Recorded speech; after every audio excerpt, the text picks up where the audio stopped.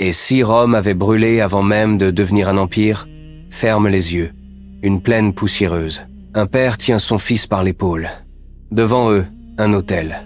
Le feu crépite. Hamilcar fixe l'enfant. « Jure-moi de haïr Rome jusqu'à ton dernier souffle. » Le garçon ne tremble pas. Hannibal lève la main. Le serment est scellé. Le destin vient de changer la Méditerranée. Au sud, Carthage. Port saturé de navires. Cordages tendus. Voiles gonflées par le vent salé. Marchands qui crient. Pièces d'argent qui s'entrechoquent. La mer leur appartient. Au nord, Rome. Bouclier levé. Pieds qui martèlent la terre. 300 000 citoyens soldats. Une ville qui respire la discipline. La terre leur appartient. Entre les deux, la Sicile. Une île. Une étincelle. Messine appelle à l'aide. Deux armées débarquent. Deux regards se croisent. Silence. Puis le fracas. Les coques romaines percutent les navires carthaginois. Une passerelle tombe le Corvus. Les légionnaires se ruent comme sur un champ de bataille, mais sur la mer. L'eau devient rouge. 23 ans de guerre. Carthage ploie, humilié, ruiné. Hamilcar rentre, invaincu, mais vaincu. Des années plus tard, Hannibal, 26 ans, regard dur, main posée sur la carte de l'Italie. Nous n'attaquerons pas par la mer, nous viendrons du ciel.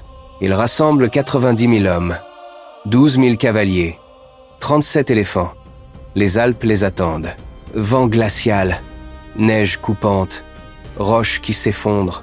Des soldats glissent dans le vide. Des éléphants hurlent. On creuse la montagne à la pioche. On avance au prix du sang. 2 semaines d'enfer. Au sommet, le silence. Puis l'Italie. Rome n'a rien vu venir. Tessin. Cavaliers numides surgissant comme des ombres. Encerclement. Trébie. Rivière glacée. Les Romains avancent, transis. Des guerriers surgissent des roseaux. Massacre. Lac Trasimène. Brouillard épais. Un couloir étroit. Les légions s'enfoncent. Les collines explosent de cris. 25 000 morts. Rome vacille.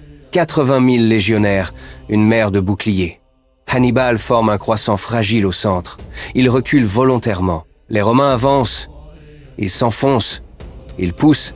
Soudain, les ailes carthaginoises pivotent. La cavalerie revient dans le dos.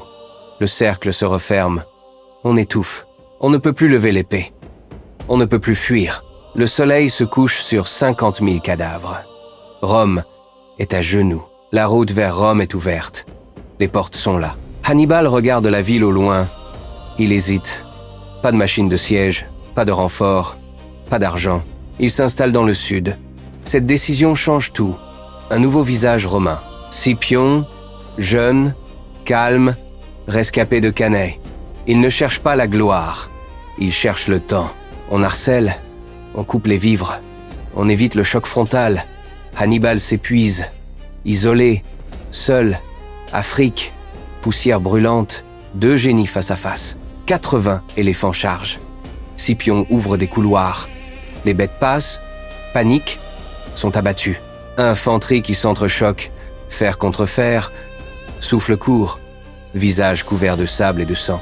Les vétérans d'Hannibal prennent l'avantage. Puis, un nuage de poussière au loin. La cavalerie romaine revient. Encerclement. Cette fois, c'est lui. Hannibal comprend. La guerre est perdue. Carthage capitule. Flotte détruite. Richesse saisie. Fierté brisée. Hannibal s'exile. Vieillissant, traqué. Plutôt que d'être capturé, il boit le poison. Silence. Des années plus tard, Carthage brûlera pour toujours. Rome régnera seule. Sur les champs de bataille modernes, on étudie encore ses manœuvres. L'encerclement, la surprise, le courage insensé.